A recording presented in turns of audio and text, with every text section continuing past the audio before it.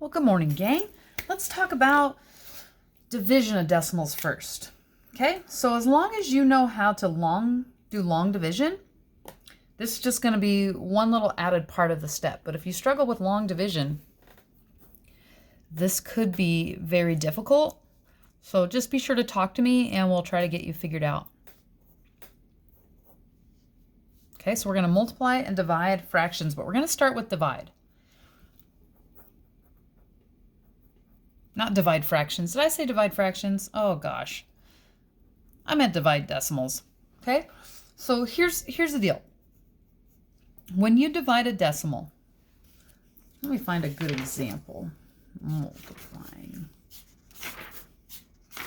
When you're dividing decimals, example, 6.39, which we learned yesterday is 6 and 39 hundredths. And it's written like this, 2 and 13 hundredths. This doesn't compute in my brain. If this computes in your brain and you can make it work, yay for you.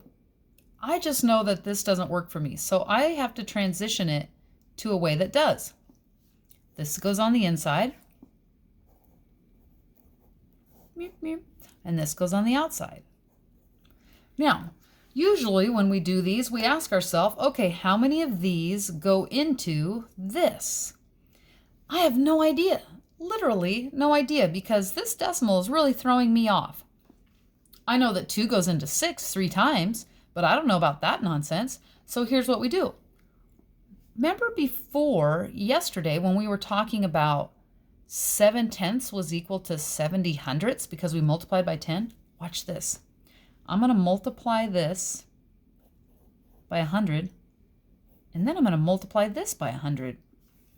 Okay, what's 2.13 times 100?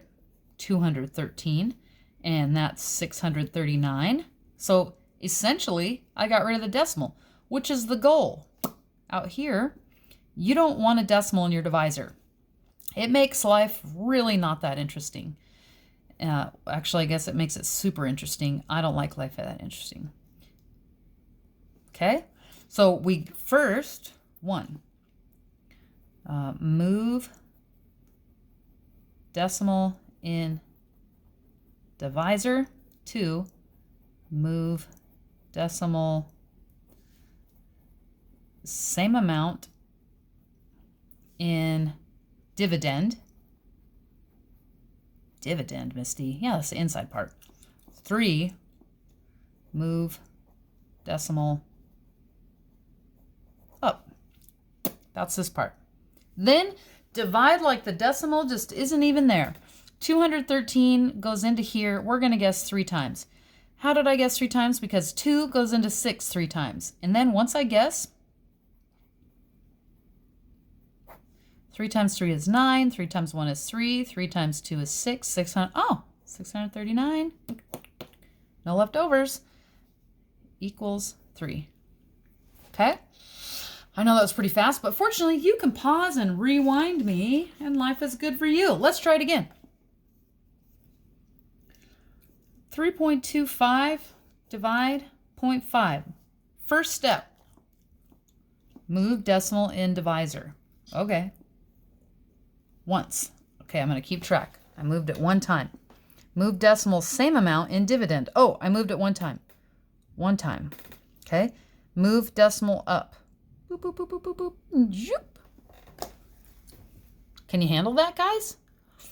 I hope so. Does 5 go into 3? No. Does 5 go into 32? Yeah, 6 times. 6 times 5 is 30. 5 goes into 25 5 times, which happens to be 25. There's my answer.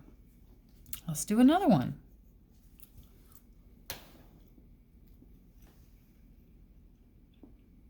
Okay, I really do kind of enjoy just doing some math by hand.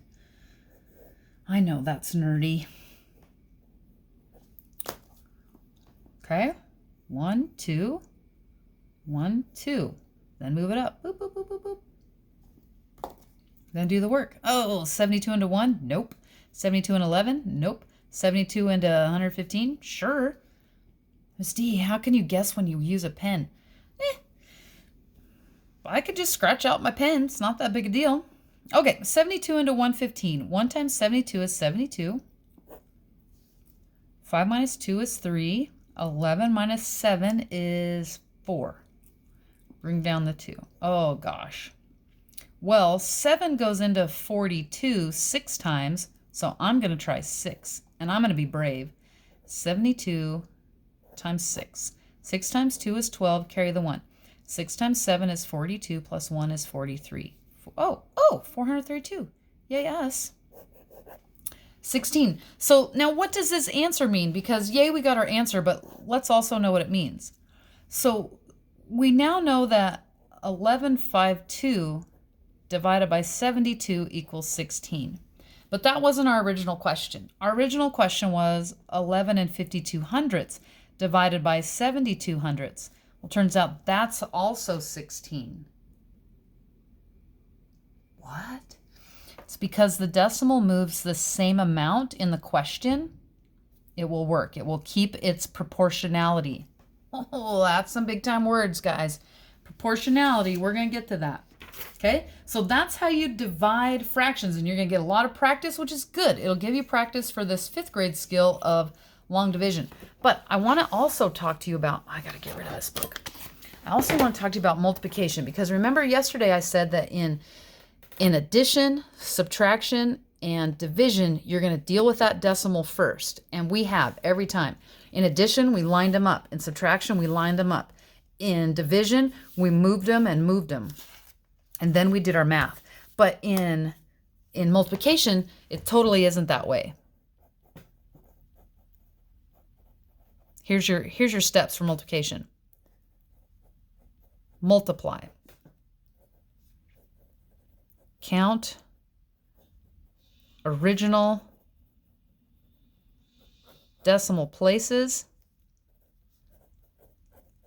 Apply to product. Remember, you can pause so you can get caught up, but I'm going to move on. All right, so example 4. Let's say we've got some multiplication to deal with here. Ooh, can you hear that rumbly? Sounds like thunder, but I really think someone just moved a chair upstairs. Let's say you have 3/10 times 5/10. Now I'm going to do this one horizontally and vertically so you can see both ways. Horizontally is this way, okay? Well, what's 3 times 5? Okay, 15. Now, count your decimal places in the count your original decimal places. So that means in your question, here's 1 decimal place, 2 decimal place. Apply them to the product. That's your answer. Now you got to go from right to left, excuse me. 1, 2, plop it down. Okay, and if I'm going to do that vertically, it looks like this.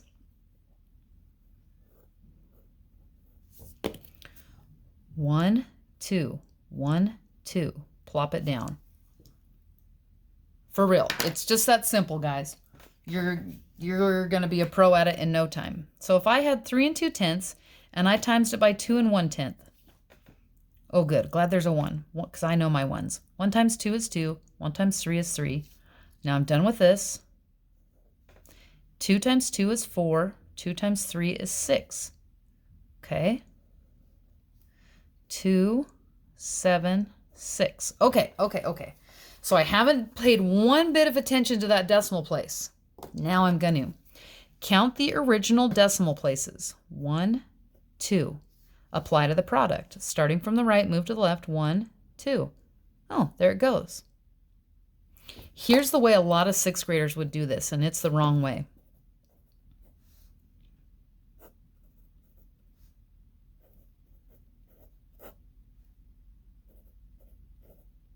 And they would do that, and they would just bring this straight down. And this, no, don't do it that way. Okay? Seriously, follow these rules. You're gonna say, man, Misty is a piece of cake, and then you're gonna get to use your calculator, and no one will care. But for now, this is what we gotta do.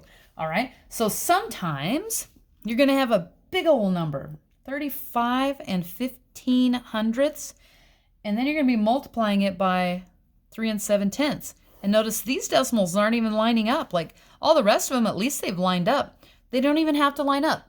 You don't have to add zeros. You don't have to make them, you multiply it. Forget the decimals exist and then multiply. 5 times 7 is 35. 7 times 1 is 7, 8, 9, 10. 7 times 5 is 35 plus 1 is 36. And 7 times 3 is 21 plus 3 is 24. Okay, done with that guy. Over here to the 3.